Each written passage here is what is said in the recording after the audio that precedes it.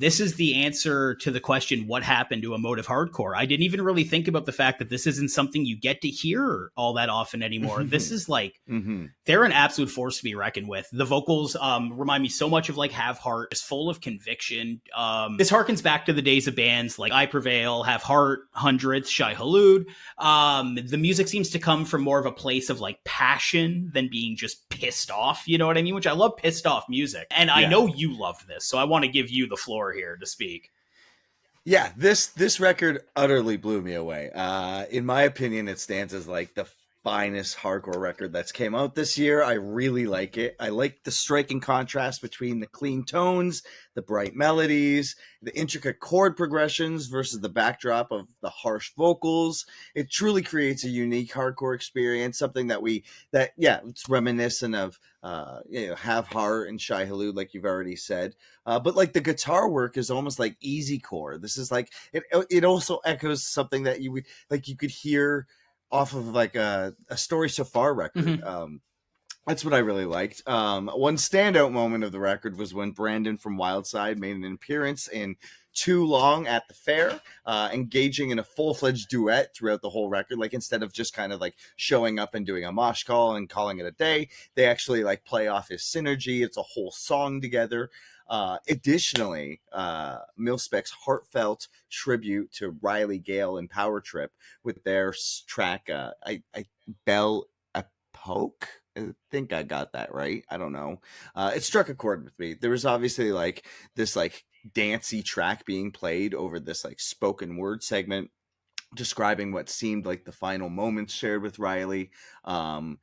This kind of felt like Turnstile's like Glow On, but more rooted in hardcore. Like that's a great record. I love that record, and it is a very polarizing record amongst the hardcore community, especially on freaking hardcore Reddit. I like this record so much.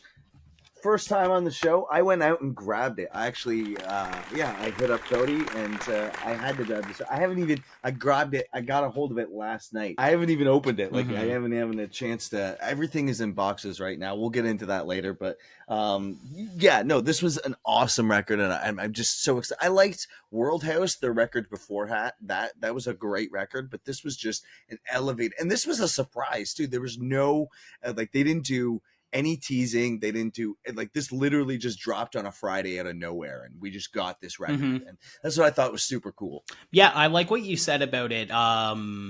Comparing it to the Story So Far, I feel like this is what the Story So Far would sound like if they were an actual hardcore band instead of a pop punk band by hardcore dudes. So even though the show was called Locals Only, we had this band reach out to us specifically eager to be featured on the show, and that's what we're doing here. That's how we roll.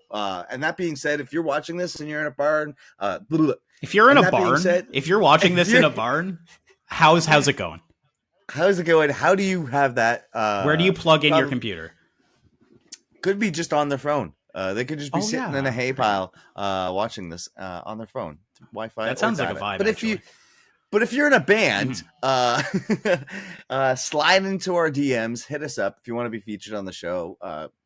Banecdotes@gmail.com. But we're here to help. There's no we don't take money or anything. We just want to spread the good word. But this band is from Winnipeg. This is grunge core band Death Cassette with their single Reflector. This was super cool. I like post grunge with a modern rock edge. You can find this track easily being placed on a local radio station. Vocals are reminiscent of the raw energy of Courtney Love and Brody Dale. Hitting that sweet spot between singing and screaming, almost like Story So Far as well. Well on that. But there's that subtle punk influence to it. With that, especially with that bass line right at the beginning there. Yeah, I really enjoyed this. This was maybe something for fans of the Distillers that can't get enough of that band because their discography is only so limited. But this has got a modern edge to it. If you told me this was a song on Coral Fang, I'd believe you. It's fully Distillers drenched punk, and that is not a bad thing by any means at all. I love the really biting guitar tones. The drums are super, super splashy. Bass is super slinky. The vocal delivery is breathy and like heavy sounding, super cool. I love like aggressive, like barky female-led punk bands. Next up, guys, we have Southern Ontario emo pop with like that's like capital letters pop. This is poppy. This is In All Fairness with their track Blurry. This is bright, this is catchy, and Phil, I haven't said it in a while, but this has given me big fucking Misser energy, dude. And when I say big Misser energy, I don't even mean the vocals this time. Like, the way this song is structured with the staccato guitars and the stop and starts and the drums, this is very, very Misser for me. The guitar stands out so much to me on this. I loved just like how imaginative all the leads were on this.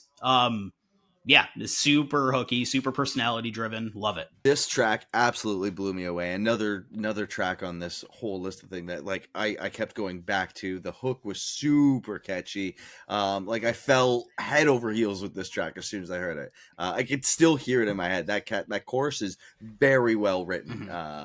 Like if it was made in a lab, like that's how well it was. Like it's really good. It kind of reminds me of the golden MySpace era where like You Me at 6 Sing It Loud and like Hello Goodbye ruled the scene.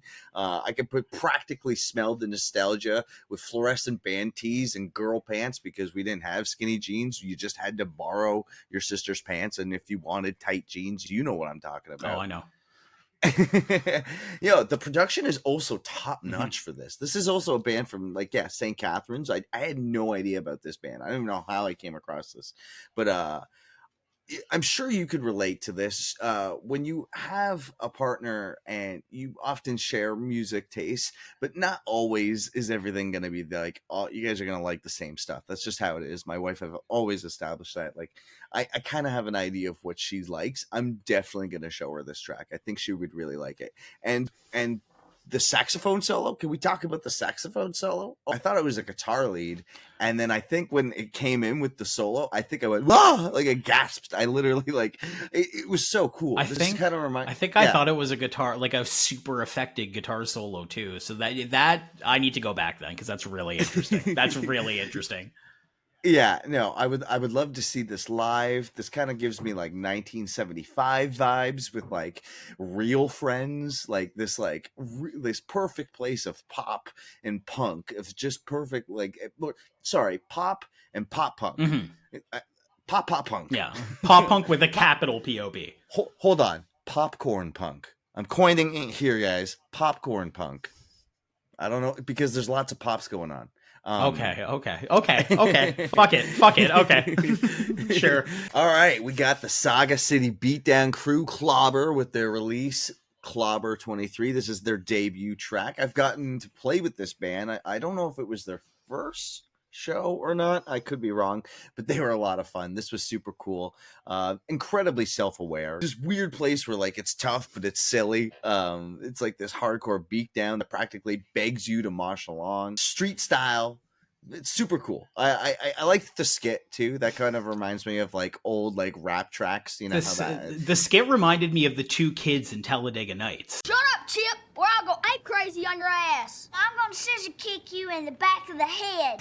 That's exactly what it reminded me of.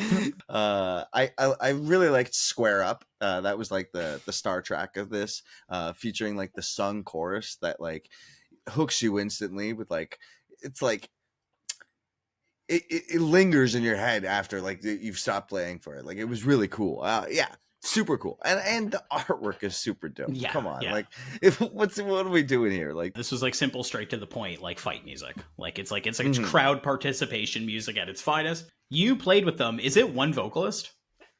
Yeah. Because there's a big range between that yell and that growl. Kills both styles regardless. I also like how loudly the bass is mixed on this. It just gives everything such a weight to it. It gives the chug such a huge weight. I really like the skit too. Again, reminded me of the kids of Talladega Nights. I'm 10 years old, but I'll beat your ass. Chip, I'm gonna come at you like a spider monkey. Chip, you brought this on, man. What is wrong with you? Yeah, this is like dense, mean, tongue-in-cheek, beat-down hardcore. It's clobbering time, baby. Yeah, and they're just a part of the unstoppable wave of Ontario hardcore that's happening. So keep it coming, because we love it here on the show. Yeah. Now, before we begin this one, I do want to just take a moment to remind anyone watching, really, to keep an eye out for Jansen, because he's been missing for some time now, and everyone's just hoping that he's returned to the Boys and Chub soon.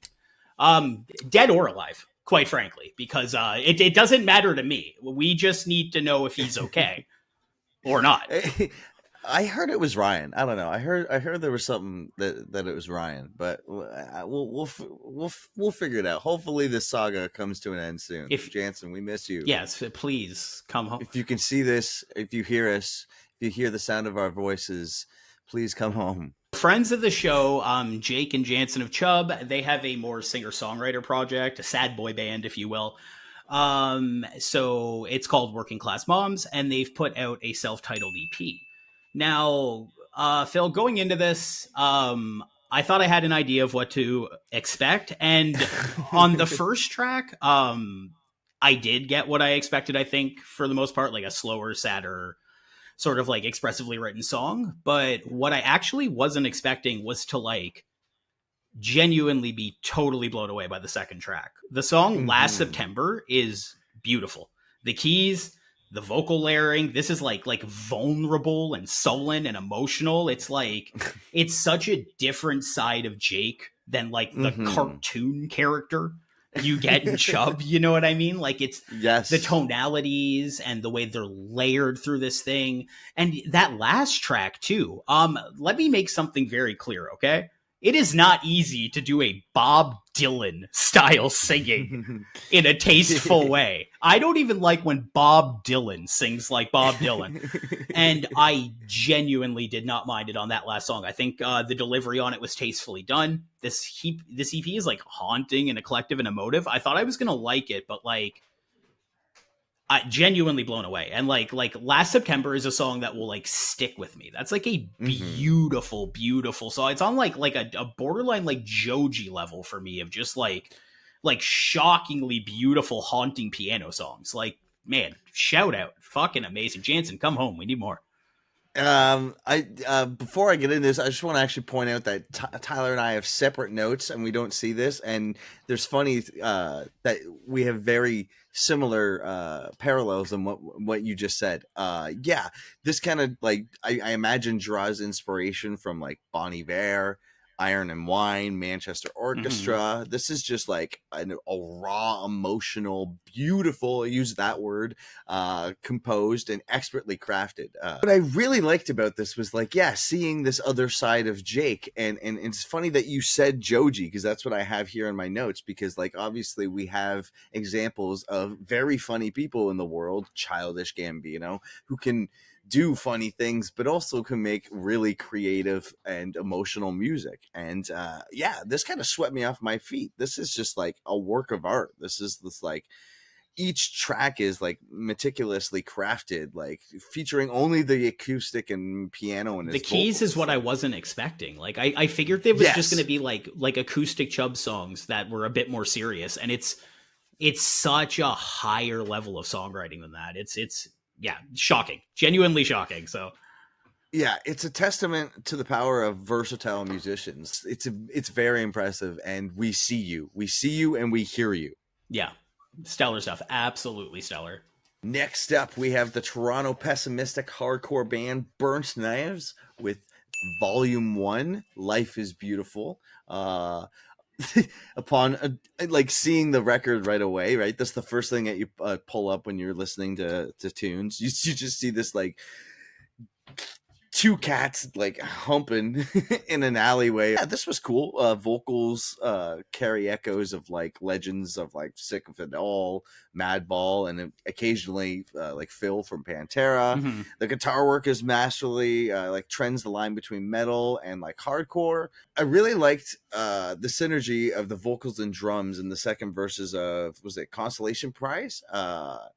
The interplay just add depth and power to it, elevating the song just a little bit more than like I would like. It took me somewhere like where I didn't think it was gonna go. Yeah, this navigates like thrash, hardcore, hitting every mark. They're a non-conventional hardcore band, but not in like a zany way. They're just like I would say that they borrow a lot from like hard rock. It almost reminds me of like the vocals are very, very different, but it reminds me of 18 Visions a lot. Yeah, obviously very different vocals, but you know how like Comeback Kid has always felt catchier than most hardcore bands because they borrow so much from like traditional punk. This is like that. If you did that, but instead of borrowing from traditional punk, you were borrowing from like early 2000s hard rock. Okay. And I think it just works really well. It's like biker music. It sounds like music you should get into a fight at a biker bar too. Like this would make the perfect soundscape to fighting a biker. Yeah, I was at a biker bar once, and I'm pretty sure this was playing. Holy shit, boys. Vile Decree have released an EP called No Word for Peace. They mean it. Oh shit, I needed a prop. I needed a prop for this part. I forgot my prop, Phil. Sorry, give me a sec, Phil. Hello? You're sure? You're sure? All right, I'll tell them. That was a phone, Phil. So I just got off the phone with the boys down at the lab, and I am happy to say that this one is for the streets. This is a certified banger. This is passing the real, recognized real test in the most guttural and chuggy way possible.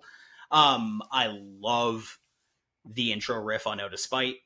And I loved the Oliver Joseph feature on here as well, where it's just like, typically I really don't like the whole like rapping over just a beatdown thing, but the way he flowed over it was super sick. So I also recommend check out Oliver Joseph. He's a rapper in Toronto. It's like catchy, even despite how insanely inhuman his vocals sound. It's like catchy still. Like it's blackened caveman core. This is passing the real, recognized real test for sure. Loved this. I appreciate a well-crafted album art design, and that like it truly gives you the vibe of what you're going to get into with this one. This band's relatively new on the scene. I think they've only got like a year under their belt, which is super cool. They've put on a couple singles that they put out earlier in this year on this EP. So this is like the full release of that. Yeah, this is a powerful blend of like thrash, slam, hitting hard with punishing vocals. I also enjoyed the feature in Out of Spite. Like that was really cool. It caught me off guard. Like it's almost similar to what you said.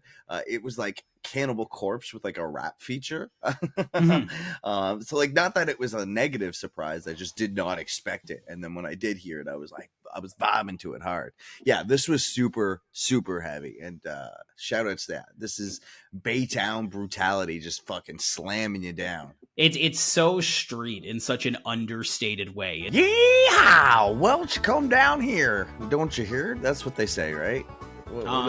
I was busy lassoing, to be fair, so I got too into character to even understand what you're asking me.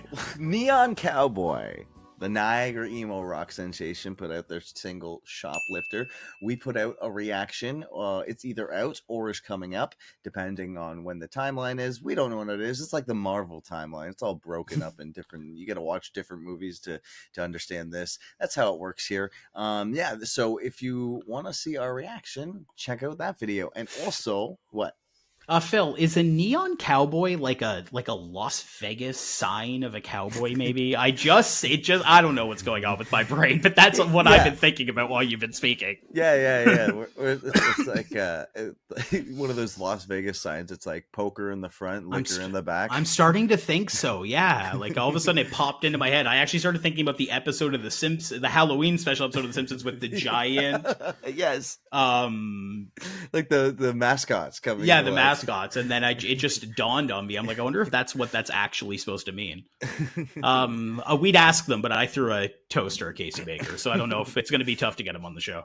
We love Casey. And we also have Jenafur with their single out 6 years. We have a reaction to that on the channel. Again, we don't know if you've seen it or not, but if you haven't, keep your eyes peeled. Friend of the show, Johnny, and his band Union Sons, they've released another yacht rock song, I guess we'll call it, Living Slow. This is for fans of that old-fashioned rock and roll. Yeah. I think that rhymed. I think I just did bars. The lead is big and memorable. Drums are splashy. They're mixed crystal clear. Mm-hmm. Crystal clear. This is the type of music that just makes me want to like slick my hair back and slop up some steaks, you know? Tyler, you can't just steal jokes from him. I think you should leave. We got to create our own content here.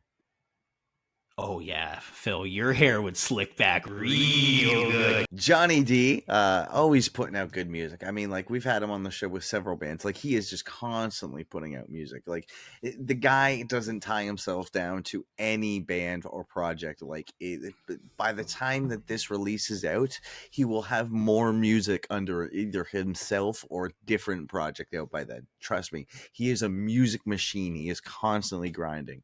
But this track was great. This was a seamlessly blend with like country and rock for the good old boy and the working man trying to get their hands dirty down at the steel mill. I think this is great. This is good.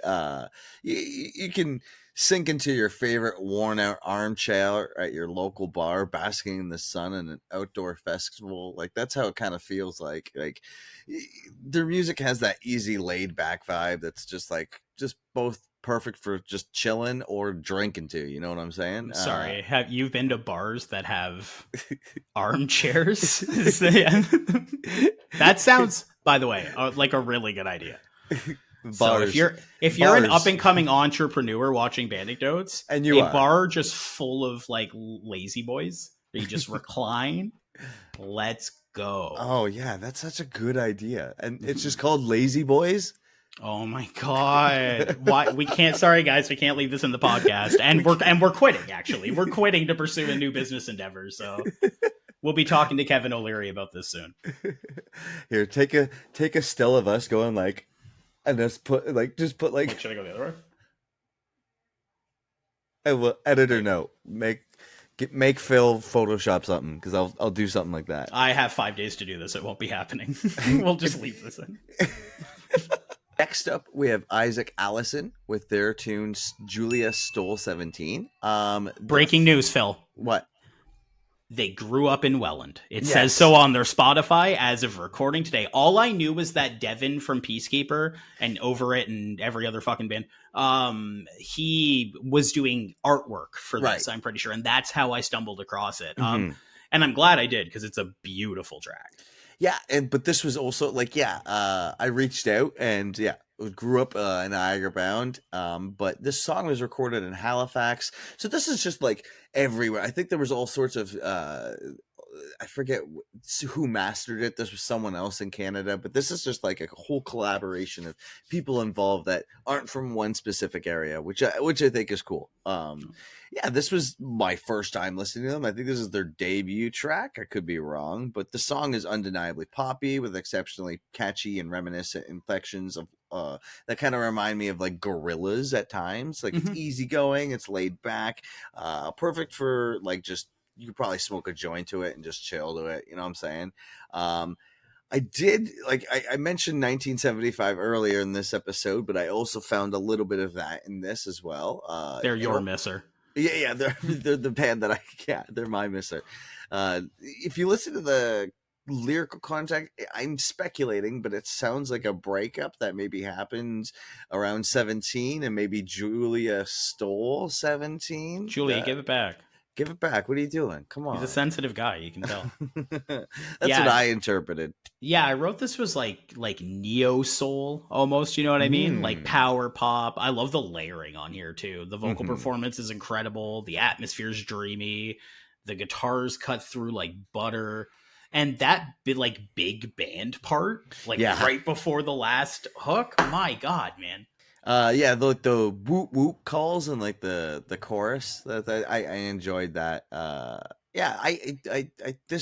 The future looks promising for this artist. I could see this artist getting really big for sure. Yeah, it's a straight up pop track. It's amazing. It's like ethereal. It's pretty. This was an awesome track. A very, very pleasant surprise. I thought it would be like a folky sort of punk thing, and it's definitely more of like a just straightforward like soul-y sort of pop track, and it's awesome. Yeah, I'm excited to hear more for sure. Lindsay, Deathcore champions, Seagrave have put out their EP. You guys fans of Black Tongue? Because this sounds a lot like Black Tongue, and not like crazy metal era Black Tongue, but like first EP Black Tongue, where it was just fucking mad and downtuned. These guitars sound like it kind of reminded me of Death from Above 1979.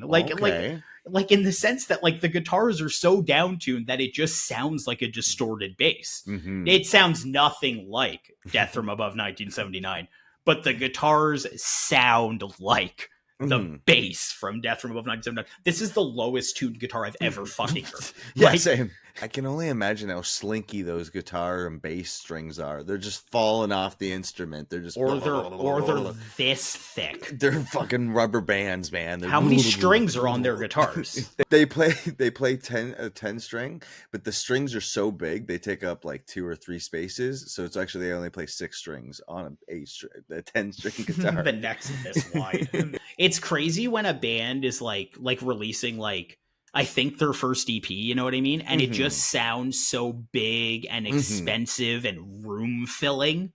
It's such like a surprise when a band can pull off such an enormous sound from the jump. This easily ranks with like Oceano, the Acacia String, and like the early stuff we're talking like I don't know if Oceano is a band anymore, but like they are actually, yeah. Whoa, cool. Yeah. But early stuff, we're talking like when like the breakthrough deathcore that's like really early on the scene. I love the shotgun sound right before like it's like that's I love a good sound clip. Like it just tells me. I think Butters is fucking with shit. If you hear shit, if you hear shit going on in the background, Butters is fucking with shit. His vocals that he's doing there kind of sound like he's turning into one of the zombies from 28 Days Later, like just like just making this like fucked up noise. It creates the sensation as if the world itself is being consumed by Cthulhu. It sounds so humongous and so monstrous. It's fucking awesome. Next up on the dock, we have Toronto Darkwave, Give My Remains to Broadway with their single Pool Shark. Damn, this is like some Depeche Mode-ass goth wave. Hey, Phil, this is your cure to your need for gothic synthwave.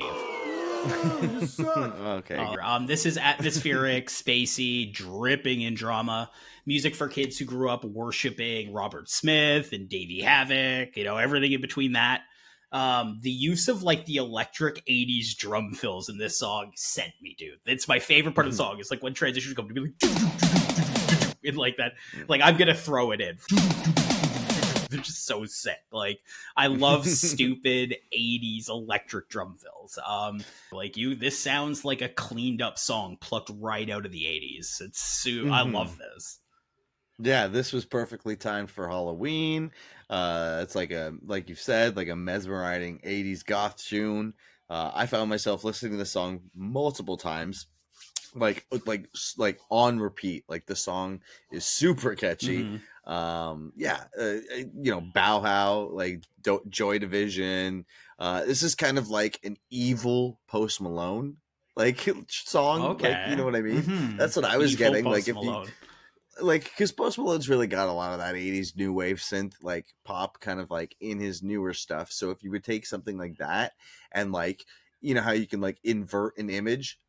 My video is inverted right now, the color. Kind of like that. Just super scary. Yeah.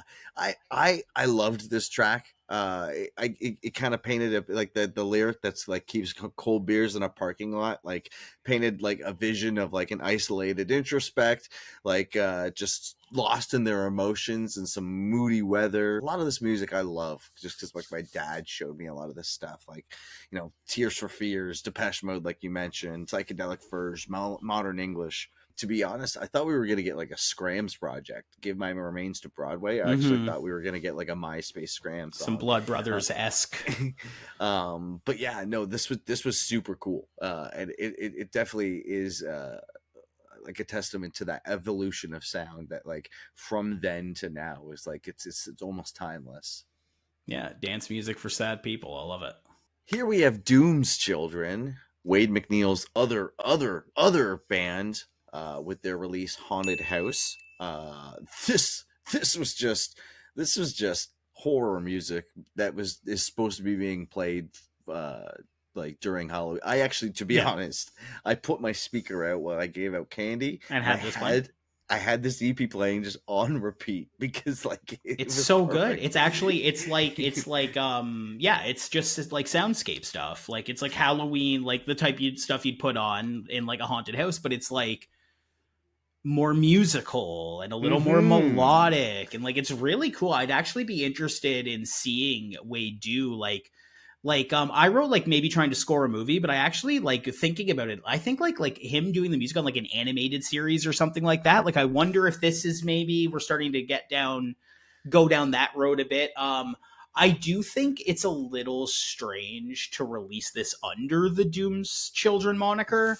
Sure. Because like I like that Doom's Children album, you know what I mean? I think you do too. And I do. And this is nothing like that. It's a little odd. I mean, I'm a huge fan of all Wade's music. I really like Gallows with Wade. I think it sounds incredible. And I want to let people know right now, if you're one of those people who heard Send Flowers, the Black Lungs release from 2008, yeah, listen to the 2015 released Pagan Holiday, because it's like fucking amazing punk hardcore record. Like it's a great record.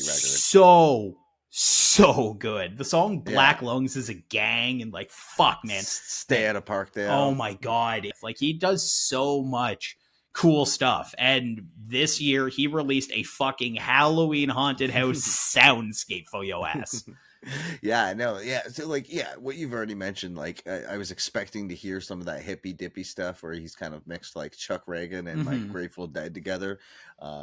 So like I was really listening, like I was anticipating to listen to this release, and I thought like Haunted House was just the name of it. It was gonna be like rockabilly, maybe. Yeah. This was super cool. I definitely played this during the trick or treaters. This was cool. Yeah, it's awesome. Totally awesome. I think this will be a staple for me from Halloween, like moving forward, just having this, you know, play in the background. Speaking of Doom Children and Dirty Nil put out a split, The Light, the Void, and Everything, and Flower Moon. I forgot to listen to this, Phil. So you take it from here. Yeah. A masterfully this is like a switcheroo. This is my god, why didn't I listen to it? Yeah, this is Doom's Children covering Dirty Nil, and Dirty Nil covering That's Doom's what I Children. figured it was. And with the original dude who did the switcheroo, right? Wade was from Alexis on Fire when he kind of did that. This is like reflecting on the past releases that we just covered with Chubb and Days Away. I've like mentioning in there, I've always constantly found that when bands cover other people's songs, it expands their musical horizons and kind of just does nothing but benefits for everybody. I think everybody can truly get a positive experience out of covering each other's songs, especially if you're friends, of course. And that's definitely the case for Dirty Nil and Doom's Children. The artwork, however, definitely looks like it was hastily made on like paint. Maybe that's the vibe they're going for, but nonetheless, it added like an enigmatic allure to the whole overall presentation. So on countering Doom's Children cover of The Light, the Void, and Everything, I found my stuff astound. I actually found that Wade managed to transform the song into a different masterpiece of its own. Like, it's completely different from the original sounding, but it's still got those like it's when August Burns Red covers Britney Spears. It's its own entity, but it sounds amazing on its own. But it still wouldn't exist without the original, if that makes any sense. So I really thought that like, when you're doing a switcheroo, there's always going to be like, I like their cover better of this cover. That's just almost always how it's going to happen, unless you're listening to the Title Fight and Touche Amore switcheroo. That one's just perfect. In this case, I liked the Doom's Children song more. I thought that the Dirty Nils take on Flower Moon, like it still it retained traces of Doom's Children like far too much, while like staying, it didn't drive itself too far off the path like Wade sort of did. So that's why I enjoyed it. I was anticipating more of like a rock anthem instead, like reminiscent of like Cheap Trick, like a band they've covered in the past, or like Thin Lizzy. They did infuse the chorus with like a thick guitar tone, so like giving it a bit of distinctive edge. But like in my experience, I enjoyed the one over, but still, this was a great switcheroo. Switcheroos are awesome, and it's just a fun experience, especially if you're familiar with the songs. Yeah, more switcheroos. Everybody cover each other's songs, please. God, please. The more switcheroos, the better. Next up, we have the Wellen veteran hardcore. They back, baby. Champions Zero with their single "Shows Who You Are." Now, come on, this is great. Zero is like they've come in and out of hiding over the years. They put out these singles, they play a couple shows, they go back in their hiding holes, and then we think that they're not a band anymore, and then they blow our dicks off and show us some new music. It's great. My dick got blown off. Where's my dick? My dick. If you're with Jansen, please come home. Please come home. We miss you. Free Tyler's dick. Yeah, no, this has been like this was cool. This is I think they came back with You're In Festival when we were talking to Luther. I think they mentioned that they came back with that, if I'm not mistaken. Mm-hmm. Yeah, this single it just is like the D beat mosh pit, like keeping it refreshing and uncomplicated. You get the blistering solos. It kind of has the reminiscent gritty sounds of like Salad Days. Yeah, like it's like a nod to 80s hardcore, like the hardcore punk scene with like to like Gorilla Biscuit, and like that's how I feel, but like it's still its own modern take of it, because that was like 30-40 years ago. Yeah, I also really like the bases of this. Like they killed it on this. Like a lot of we do point out bass a lot in the stuff, but this was particularly good. We hear you and we see you. That's awesome. Yeah, this is their hardcore. They're very hardcore rooted, and it just shows you how that they can add the contemporary flair to it to make that modern elevated track. Yeah, this is flowy. This is flowy two-step hardcore. It sounds like Welland hardcore. This sounds like the shit that made me get into hardcore back in the day. This is a crowd reaction song, and understanding how hardcore crowds are going to react to Zero coming back and playing a new song is pivotal to understanding sonically why this song slaps so hard, because the crowd's going to go fucking crazy for this. Like, it's so sick. And again, yeah, this reminds me of like going to shows in like 2004. This is that type of hardcore, like just recorded with 2023 production. Like this is Rose City hardcore, baby. And it sounds sick. Yeah, hope they don't disappear after releasing one single like they like they have a tendency to do. Hopefully they stick around and put out a few more tracks. Yeah, no, it's that modern track with like the hardcore ancestors just like present in the background, definitely like capturing the spirit of the genre's authenticity. Mm-hmm. So Phil, I know that these guys are like Juno nominated and shit like that, but I still felt bad, like talking about and editing us talking about how we didn't like Bad Sabbath very much. Right. So hearing Liam come into this song with some ferocity really, really made me feel good and refreshed and better. And again, we don't have to pull our punches with these guys. I mean, they're a massive legendary band, and like they're responsible for some of the records that really pushed me to the punk side of underground music. So I mean, this is Cancer Bats with Weird Punks, by the way. They released a single. You guys know what it is. They're doing their tour right now, actually, with Ethereal Tomb, which is super sick for those guys too. So it's awesome to see them taking out bands like that too. So once again, that's another thing, just makes me feel like shit. Well, you know what I mean? But yeah, we love the Cancer Bats. Liam sounded pissed. There was distortion on his voice. The song's fast. It rips. It has that like, they brought a little bit of the gasoline back. You know what I mean? It feels like there's a little bit of gasoline on the music again.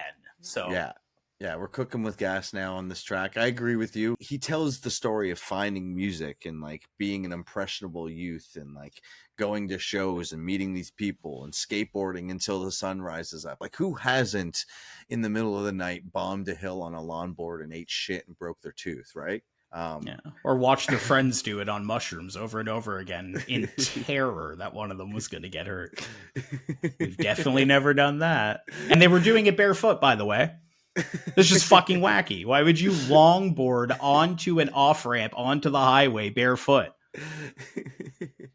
I don't have answers for you, but don't do that if you plan on doing that tonight. Or do it. We're not your moms.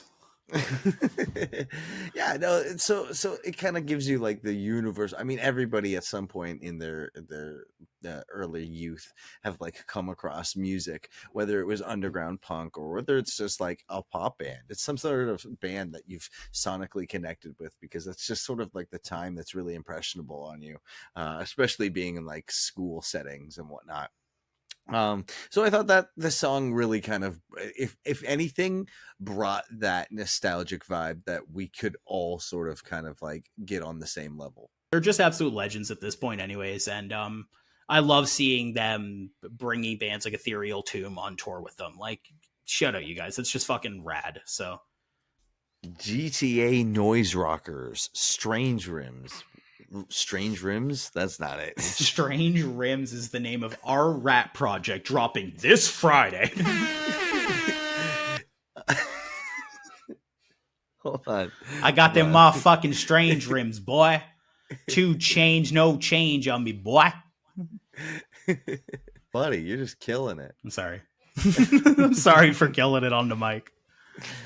GTA Noise Rockers, Strange Limbs, with their single Odd One Out. Check this tune out. This, if you haven't discovered them before. Danny commands an awe-inspiring rig when you plays live that blurs the lines between bass and guitar. It's utterly intense and captivating. His pedal board is it's got a maze of effects. Like, there's just like all sorts of things going on. Like, it's almost intimidating to see this pedal board. It takes up half the stage. Oh, you can hear how big this pedal board must be. All the feedback sound effects on this sound so cool. I don't know if we've covered Strange Limbs before, but if we haven't, to give a bit of background, Brennan and his buddy Danny, they were in Mad Trapper, and the band broke up or called it a day, disbanded, and they still wanted to play music. So Brennan, instead of playing guitar, hopped on drums, and Danny, instead of just doing vocals, picked up the guitar. Now, guitar is something he's always played, and this is something I know just from like going on tours with him. So it was nice to see him actually kind of like excelling in this, like something that he's always done. I just don't think I've ever heard him play a guitar in a project before. I like this song. Do you recognize the image of the artwork? Did you see it? I didn't recognize it. I have written down that I really like this album artwork, and I don't know what it is about it, but I just like this little character. What is it? So I'm going to tell you what it is, and correct me if I'm wrong, because I'm positive this is what it is. But if you used to go to First Choice haircutters, they would always give some sort of like, I don't know, toy to the kids. A toy, yes. And that was like a finger thing? A finger puppet. Oh yes. my God. I had a collection of these. I loved these I things think so I much had one too. Oh that my God. I would ask my mom for a haircut. I would get 4 or 5 haircuts in a month just to get these finger puppets. Like I didn't need it. I would just keep that bowl cut that I Well, had why until don't you start doing that again? Rim shot? I don't know. Sorry. Yeah. Now the music was super cool. I thought the vocals were super catchy. The guitars are just skillfully played by one person. Like that's what I've already like mentioned that. It takes it's like surf rock, but like distorted kind of like metal, but punk. It's this weird genre of its own. It's in its Reminded me own of lane. Refused. Okay, yeah. Just because like they're sort of in like their own lane and like they're not really kind of shrieky, flowy, but like sounds going off everywhere, like just little feedback beeps and stuff. Yeah, but like controlled feedback. Like again, like it's man, that effect board must be sentient. It's like a fourth member of the band at this point. Like I don't like it's working. It's like it's smoking while he's playing, and just smoke rising from his effects board. Yeah, it's just like that perfect blend of like nostalgia and innovation of like just raw talent that just leaves like an undeniable mark. Yeah, punchy, layered, and to the point, noisy punk track. I liked it a lot. This is like I think I've heard their music before, but this is the first time I've ever like really dialed in and paid attention while listening. And yeah, super sick. I liked it. Fern Sully, Toronto indie emo pop. They released an EP called Better Luck Next Time. This is melancholic, like grungy alt rock. And it has a big emphasis on use of like harmonies. Like they all sing together a lot, and it's fucking beautiful sounding. It's so haunting. Our joke about a ghost being the singer of this band. This is 3 ghosts. This is 3 ghosts that play instruments. So they're poltergeists because they can hold items. And I think that's one of the rules, right? You're a poltergeist if you can physically touch things. Is that how that works? You actually, you inadvertently made a joke because poltergeist means playing ghost. And you said that they're poltergeists because they're ghosts that can play. Right. That's what I meant. That's what I meant, actually. That's what I meant. And like obviously the reference to Fern Gully, like Fern Sully, like that's I am just becoming aware of that now. like the old like Robin Williams cartoon movie. This like blended fusions of like the emotional of balance and composure with like the indie charm of like Tiger's Jaw and like the beautiful songwriting that like Julian Baker offers. The lyrics are like, I'm an open book that you can't read. I've been in therapy for 9 years. I haven't figured it out.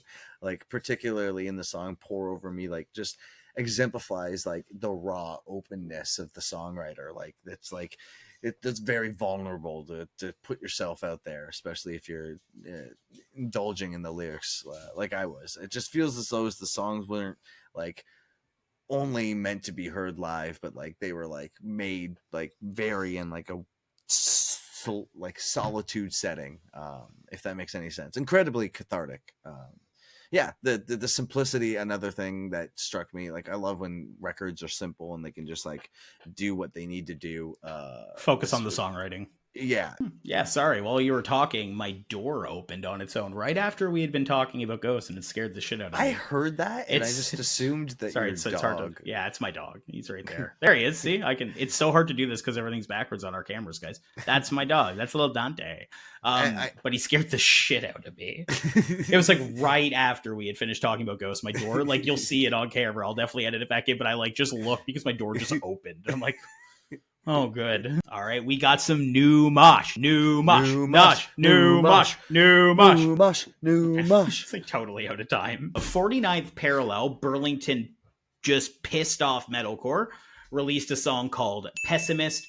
These guys are hitting me with exactly the type of metalcore I like, that new mosh we've been talking about. Vocals are impactful.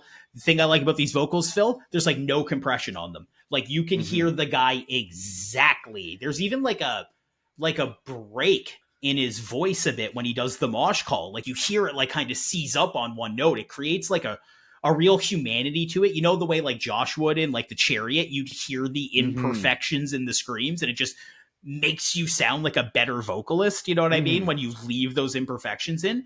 I love it. I love how genuinely uncompressed this mix sounds. Like it does it. It sounds so real, and like the whole song makes me picture like a Dolph Lundgren-esque scientist, or like the Hulk, like a ripped scientist. I feel like that's what I picture when I hear this song. Maybe that's just a me thing, but I'm picturing a ripped scientist playing this. Yeah, this is like an explosion of energy. This feels like a perfect opener to a live set. Like this is just like with the machine like double kick that hits harder than your grandma's lemonade. But like this, it's a blend of like organized chaos. It's funny that you brought up Chariot because they do a good job at doing that. Sporadic yet follows a method. This was cool. A real certified neck snapper, if I would say myself. What's impressive is that this band really stood the test of time. In fact, I deeply respect band members being around for so long. I think they've got like a 10-year career under their belt. Yeah. Their first releases on Spotify is from 2014. So like, you know, I get that, like you have to keep a day job and keep working to make sometimes bands happen. And, you know, they don't pop off nearly as much as they used to, like they would back in the day. So like, I obviously like respect that. This isn't a genre of music that people get into to make a bunch of money. No. And if you do, you're not in the right genre. Yeah. If you do, you're like a day to remember. You're like one band. I couldn't help but draw Paralyzed to like iconic bands like Norma Jean, Impending Doom, Veil of Maya, with like further like making this track like very much of that like gent but like metal modern edge. This was super cool. Yeah, I love this. Super heavy. I love new mosh. Give me more new mosh. Oh man, Sunnycide, homies. The homies, like my fellow bandmate in Sinner, Andy, who plays in Sunnyside, with their singles Descent and Martyr. This was so good, man. Sunnyside is back in action. I couldn't be more prouder. More proud? More prouder? Prouder's good. Let's leave Prouder in. Of my fellow bandmate, Andy and his brother, who are a significant part of this project. This is Andrew's brainchild. This is like what he puts a lot of his writing effort into. Like I've had the privilege of featuring on one of their other tracks, so in the past, and like we had very like a visceral experience with that. It's super heavy, and but like what's awesome about Sunnyside is that they keep getting better and better with each release. Like you can go back and listen to those early releases, and in these two tracks of like, it's night and day. Like you can hear the influences of Full of Hell. You could hear the influences of early Code Orange. This was just like, oh man, and their live shows nowadays are really like they draw a crowd and they bring that raw energy, and it's just Andy played guitar in the past in this project, but now I think he's just doing vocals. Yeah, no, this is amazing. And this was recorded by Vince, who's like in every band from Niagara, when we were talking to Luther. So like, yeah, I urge you to catch this performance live. These guys aren't just musicians, they're our friends, and they deserve all the support they can get. Shout out to them, treat them well, they're the real deal.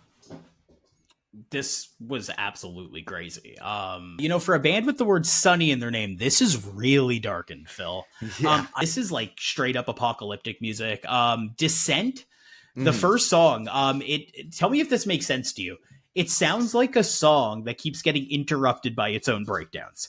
Like it'll be playing like a riff, and then just a fucking breakdown happens again, and you're like, "Oh my god!" Like it won't stop. Like it's like the sonic equivalent of like tripping Godzilla, and then when he trips, he just starts lashing around, and it's just way worse than it was when it first started. It just sounds like a song that keeps getting interrupted by its own breakdowns in a really, really cool way. It's like every time it does anything other than a chugging riff, it's back within like 6 or 7 seconds of like, it's like one bar of stuff, and then just everything's falling apart again. And then Martyr, man, Oh my god, the tempo, nice and slow, but like it's covered in static wash and murder chords and Mm-hmm. God, this is music made for people who just want a general feeling of unsafeness. Like it's just unsafe feeling music. Yeah, I think they're heading out on a tour, or they're on a tour right now. So if they're in your area, please go support them. They're hardworking musicians. Breaking our rules again. Vancouver metalcore veterans, a Mourning Star released an EP called A Reminder of the Wound Unhealed. This is like Darkest Hour style metalcore, I would say. You know what I mean? It's heavy, it's shreddy, it's fast. They do that like old school metalcore thing of like doing the big drawn out part before hitting you with the open Yep. chug breakdowns. Very sparsely used cleans. This really reminds me of that like Darkest Hour, like double harmonies, like Unearth, like that era, that new wave of American metalcore era, Trivium, all of that good stuff. Yeah, no, I really hope this band embodies the spirit of those golden days with like moss shorts or like small Gideon like shirts with like offensive lyrics on the back, like or like maybe their own homemade hot sauce. Like that was a thing that people did. Like this was like that early 2000s, like just perfectly captured. This actually, I was getting like Rose is Dead, which is hyper specific to this area. If you've never checked out Rose is Dead, stop what That's you're a doing huge mistake. Check and out listen Rose to Dead. Rose is Dead. They're the reason I got into heavy music. Dante, you're ruining my lighting, bud. He's looking right into it. He's gonna go blind. Oh my god, you're being so annoying. Yeah, no, they're like that the intricate like tremolo riffs with like the raw vocal intensity. Yeah, very familiar with like a refreshing newness to it. Listening to this record feels like stepping back into a time machine into the past, where venues like L3 nightclub were like the epicenter of like musical universe. Remember those nights when those doors opened at like 6? There was 8 bands on the bill, and the lineup that featured like It like Dies Today, Haste yeah, the Day, all the day bands. leaving the venue was completely out of question because you weren't 19 plus, so you couldn't re-enter on the like you had to get the X's on your I hand. forgot. So you literally had to live in the venue for the last like 6 hours of the night, and like all you had was a little bit of money that your parents gave you, and you already spent that money on most of the merch, so you like scour the rest of it and maybe even ask a couple friends for a couple coins or dollars so that you could just get like a pop at the bar because you're thirsty, like, and like water is out of the question because you're a kid, like This reminds me of the time that I went to a show. So after a show, we were all at Pizza because it was like the only place you could get food at like midnight. And I remember someone walked in, and I have a feeling it was Shane Tyre, but I'm not sure. But there were like 100 scene kids standing there, and someone walked in and said, "Hey, you in the tight pants." And everyone in Pizza turned around. Every single person. I think that was the I Killed the Prom Queen show that happened down here when that band was just exploding in popularity. Oh man, that's so funny. That's so funny. It was really funny. It was one of the funniest moments I've ever been witness to. It always is like when after those shows were over, everyone kind of like emerged from the nightclub as if they looked like drained sewer rats that came out of the sewer like Pennywise did. Like, you know what I'm saying? Like this was like, yeah, this reminds me of like, it catapulted me back right to my high school years. And we love that. So it really, really, really hit a mark with me. Yeah, it was nice not to feel old for a few minutes. So thanks, guys. Thank you so much.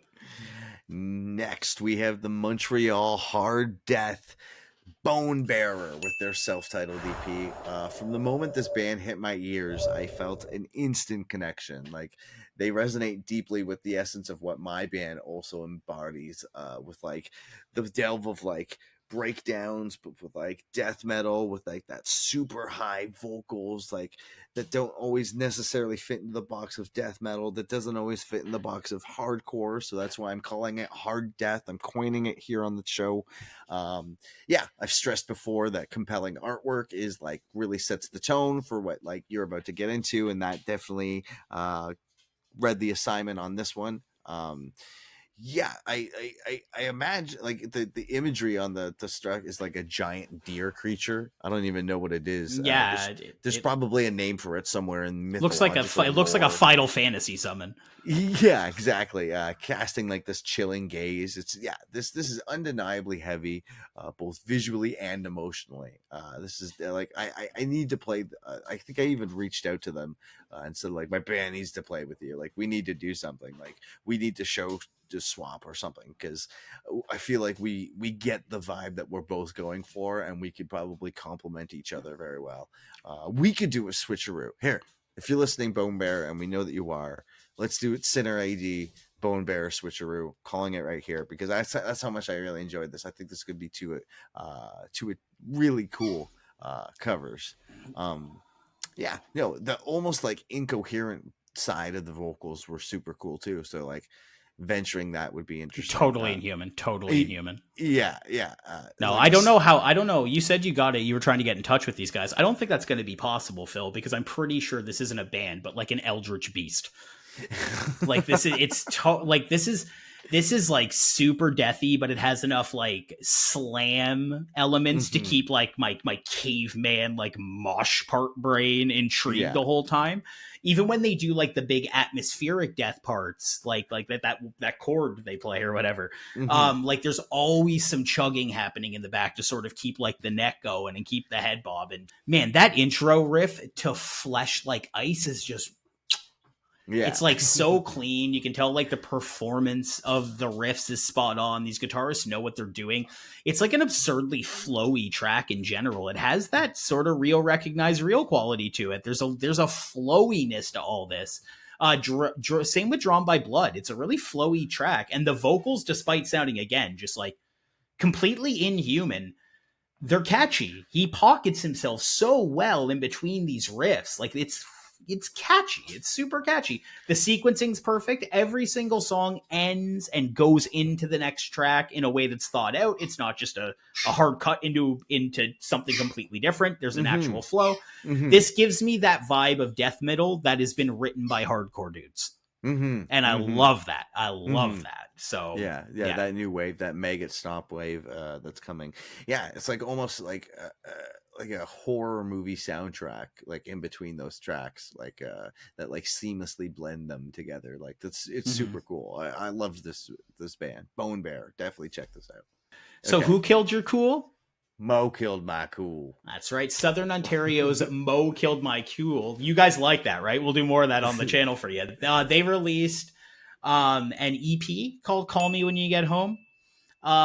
This is like sad, gazy Midwest emo. It's reverbed out. It's got like layered vocals, a nice buried mix, bunch of guitar effects, smoke and effects box, like we're always talking about. I like the heavy parts with like the emotional gang vocals in it.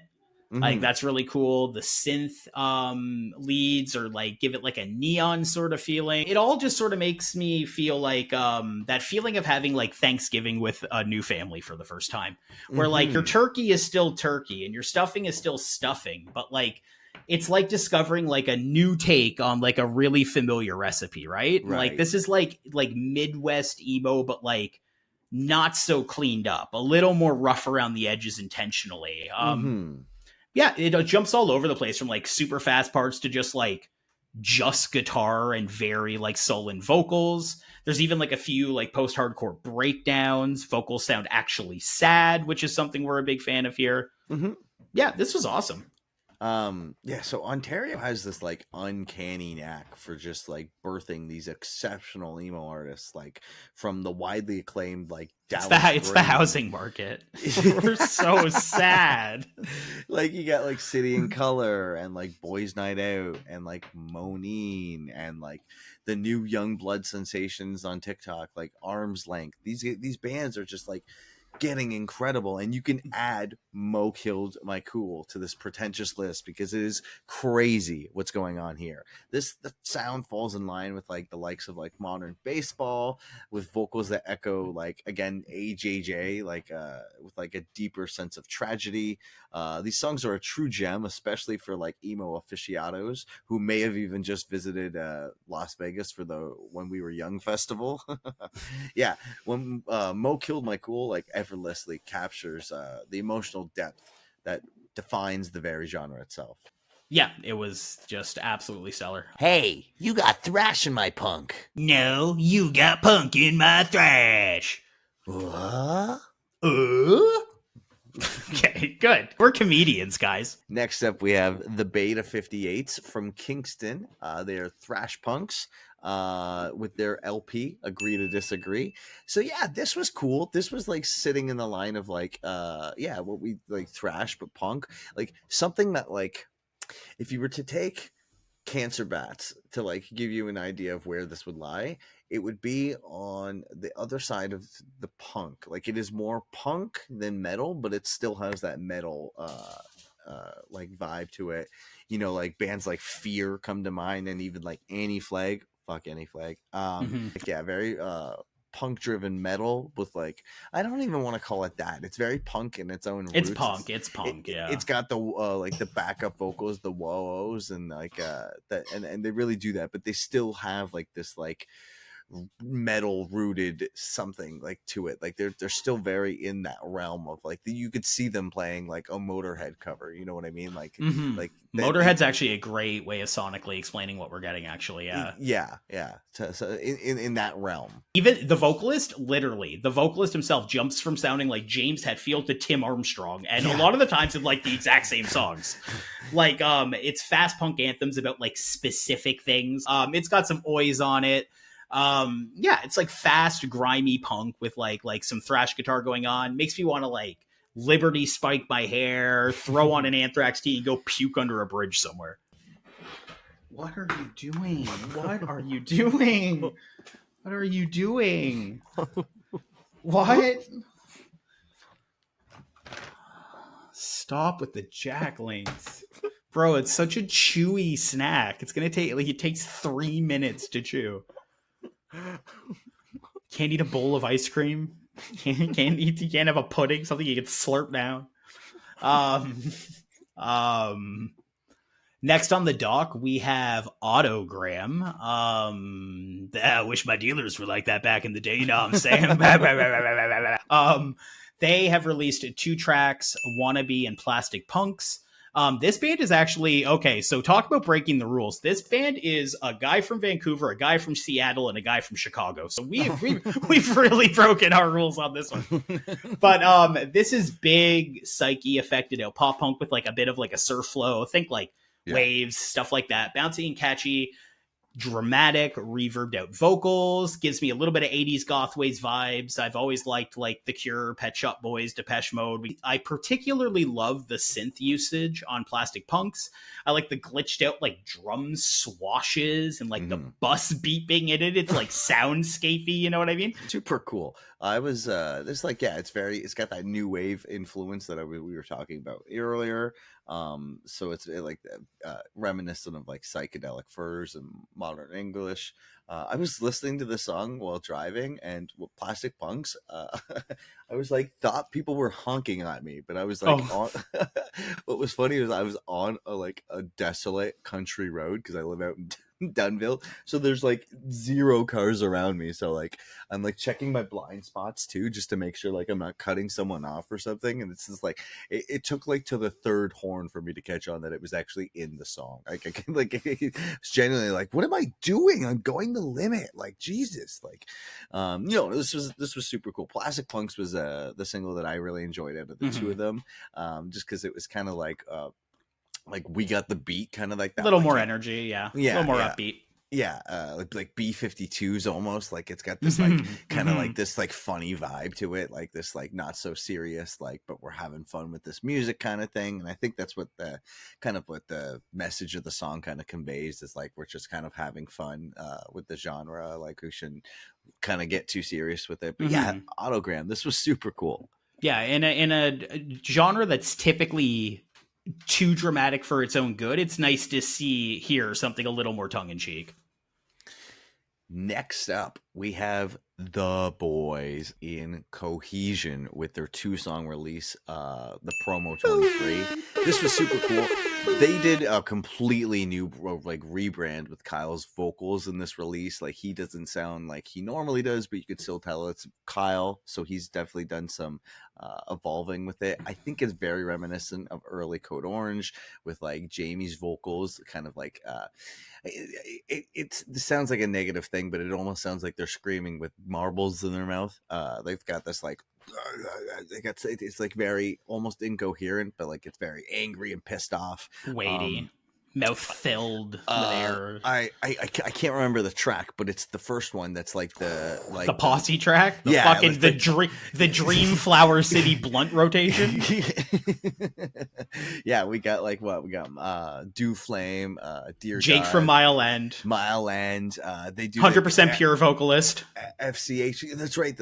That's right. Yeah, the FCHC. Like they do this whole like, oh man, they tastefully like show up. Like they kind of sound like like you're getting like what you're hearing, and like hearing from them is like what you would hear if like you caught them in an alleyway and you're like not on their good side, and they were like, well, you like they're just picking a fight with you. Yeah, and, like, you know what I mean? Like that's what it like was really like. This was a super cool, and also this was another project that a bandmate of mine is in. This is, you know, shout outs Colin. Like, we love to hear this, and it's got what I really liked was, I can't remember if it was the first or second track, but they did that like same effect that they were doing on the last release that they did, with that weird effect and that weird pedal, but it kind of like is like solidifying like a signature sound. It's like this weird lead that they do over like these like heavy breakdown parts. It's kind of remnant, like it's kind of like Slipknot vibes, early Slipknot vibes.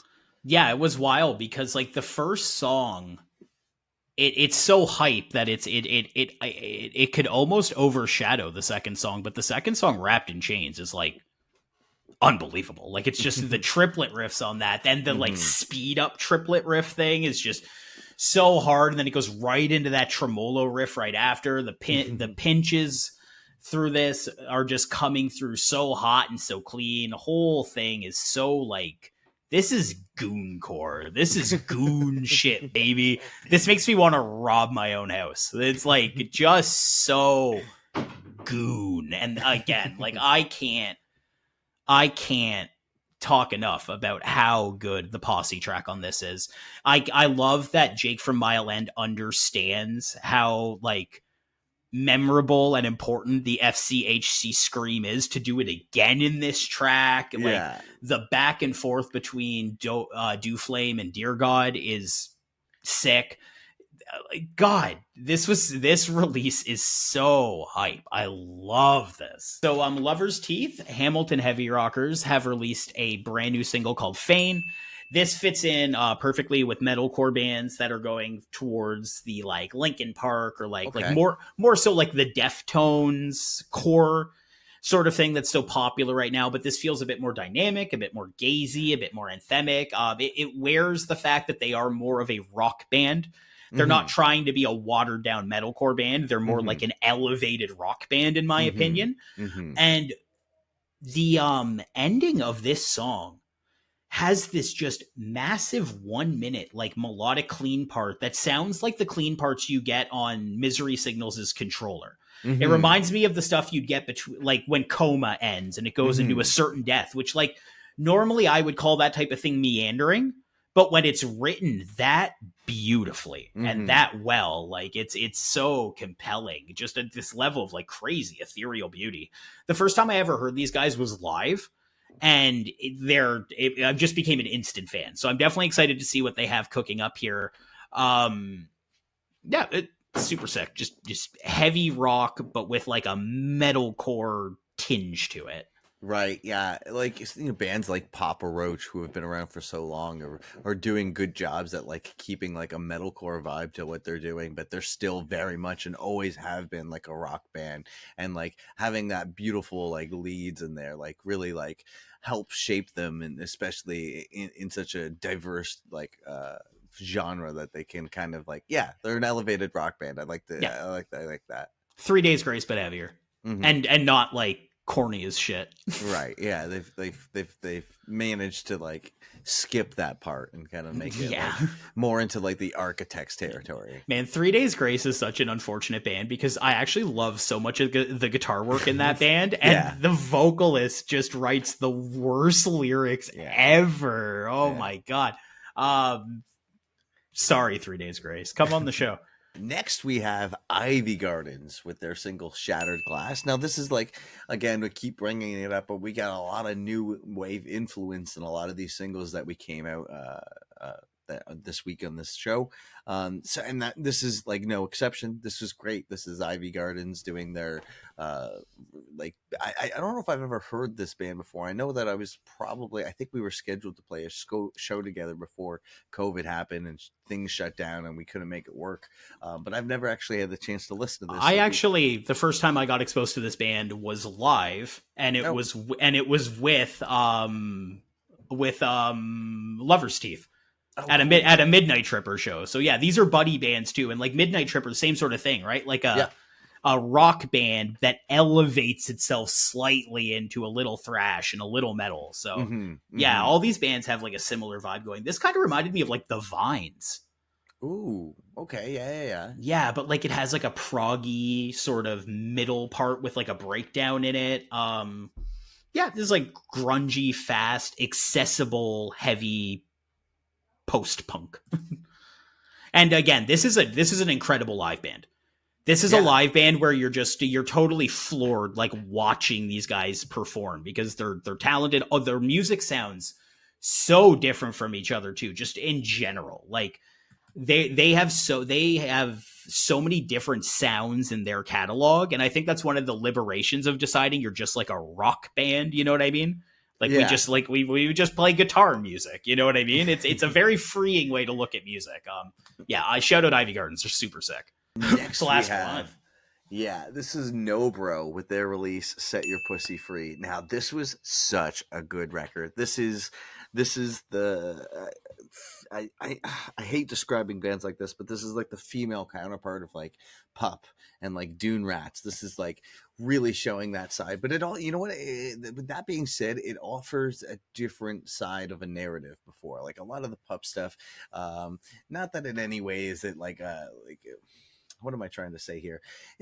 People talk about being in bands and whatnot, but like hearing it from like a different side or hearing it from like a female side, if that's cringy, I don't know what I'm trying to say here, but like no, I think I know what you mean. It's like for example, when I first heard the song "Let's Do Drugs," yes, it's like obviously tongue in cheek, but like this spits in the face of like being ladylike, and that's what I like about it a lot. It really is not by any means. It is in total defiance to like the societal norm of ladylike behavior, and I really appreciate that. Yeah, and then I like where we end up. Like a lot of the upbeat and fast stuff are early on in the record, and we kind of get these more sonic, more like with like songs with like the keys being more present, and like the production was really cool on this record, and I really liked how this sounded, and I think they're from Montreal, if I'm not mistaken. I think we mentioned that when we did our reaction to Where My Girl's At, which still is like a standout track on that record. Yeah, banger.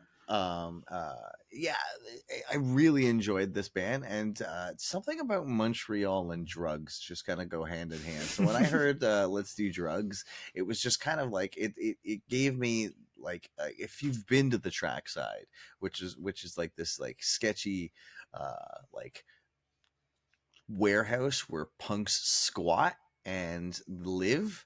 And Trackside is the bar that they've built, that they have bands play, and like where you can go drink and smoke and hang out and do drugs. Hellbent has had the pleasure of playing there a handful of times. We've had a good turnout. The people there that show up are great people. They have nothing but love and drugs. I had a good time. I'm pretty sure, actually, this might not even make the note, but when I was there last, I was in the green room hanging out with the dudes, and I think they blew something out that wasn't pot, and I think I got like secondhand high from like crack. That's good. That's good. That's good. We should leave that in, actually. Drugged while driving, baby. The thing that I really liked about this record, too, is normally for me, I'm always going to like the faster, punkier songs. Mm-hmm. And I ended up liking, like, Who the Hell Am I? And Nobody Knows. Yeah. I liked the less aggressive songs better. I liked the second half of this record better than the first half. And I think this is a stellar record that's going to resonate with like a lot of young girls who can benefit from hearing someone spit in the face of stereotypical femininity. This will piss off the exact type of dudes who get pissed off about the dumbest shit anyways. And I love that type of stuff. So yeah. And not only would it piss off those dudes, but it would 100% piss off your parents to hear these songs. And that's the type of music I fuck with. Yeah, I love that. No one wants to hear their kid listening to Let's Do Drugs. All right. Wow. Yeah, we did it, guys. That was a big platter. Thank you so much for hanging out with us and doing the locals only. We appreciate it. This is the third installment of it, but technically our first one when we actually know what we're doing with it. Yeah. What did you think? Leave it all down below in the comments. If you aren't already, subscribe to the channel. At 500, we're both going to get a Bandicoats tattoo. Yeah. At 1,000, I will laser my Bandicoats tattoo right off my body, and then at 1,001 subscribers, I will re-tattoo the Bandicoats logo right over where I got it lasered off. Yeah, we just keep that's the whole like every 500, just in rotation. Yeah, it's gonna, every 500. Actually, my tattoo's going to be this big by the time I'm done. We double it. So 500, we get a tattoo.